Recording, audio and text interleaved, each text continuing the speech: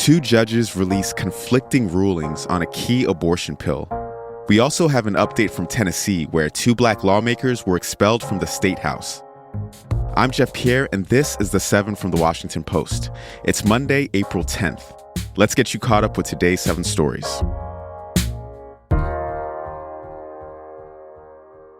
First up, there were two conflicting rulings on an abortion pill.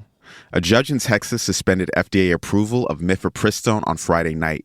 Shortly after that, a judge in Washington state reached the opposite conclusion in a separate lawsuit.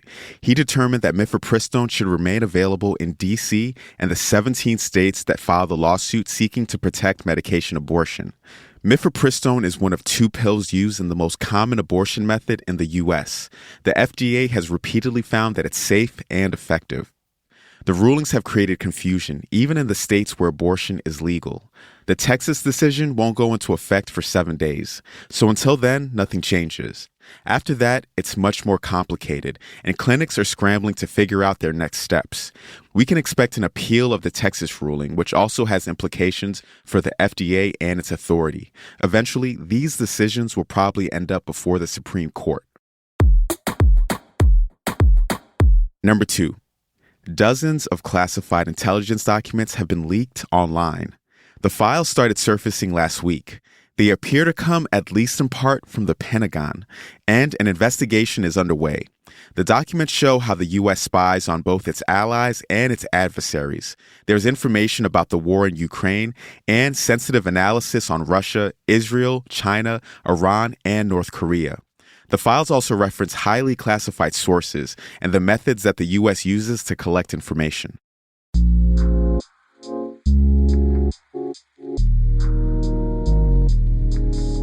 Number 3.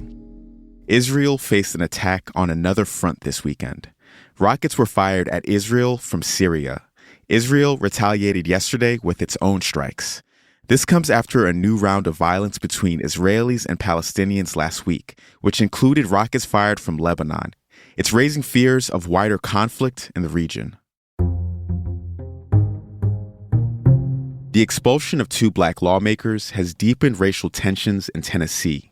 That's story number 4. Republicans in the state house targeted 3 representatives last week who protested for gun control.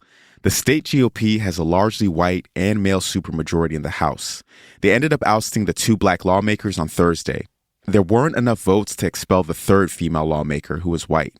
Experts describe Tennessee as a place where minorities are accepted, at least on the surface, and can thrive economically. But they often face pushback if they challenge the white governing establishment too forcefully.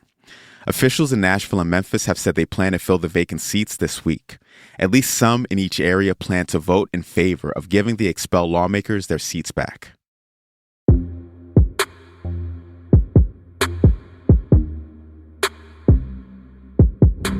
Here's number 5.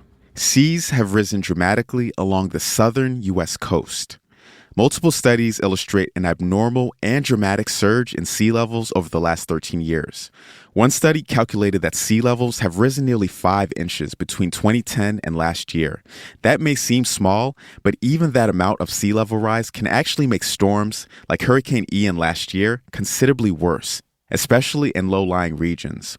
This raises new questions about whether New Orleans, Miami, Houston, and other coastal communities might be even more at risk from rising seas than we thought. Number 6. Rahm wins the Masters Marathon. Jon Rahm won the Masters yesterday. The 28-year-old from Spain is the first European player to win both the Masters and the U.S. Open. He beat Brooks Koepka and Phil Mickelson by 4 shots in Augusta, Georgia. And some other news from the Masters, it was raining so hard Saturday that play had to be suspended. And Tiger Woods withdrew yesterday morning because of an injury. And at number 7, a total solar eclipse will sweep over the country 1 year from now. A solar eclipse is when the moon temporarily blocks out the sun. Day will turn into night for up to 4 minutes. So mark your calendars. The day will be Monday, April 8th, 2024. That will be the first total eclipse over the U.S. since 2017, and it won't happen again until 2044. You'll be able to see it in major cities, including Austin, San Antonio, Dallas, Indianapolis, Cleveland, and Buffalo. You're all caught up with the news for today. Did you know that you can listen to the show through your Amazon smart speaker? Just say its name and say, "Play the 7." It's that easy. I'm Jeff Pierre, and I will meet you back here tomorrow.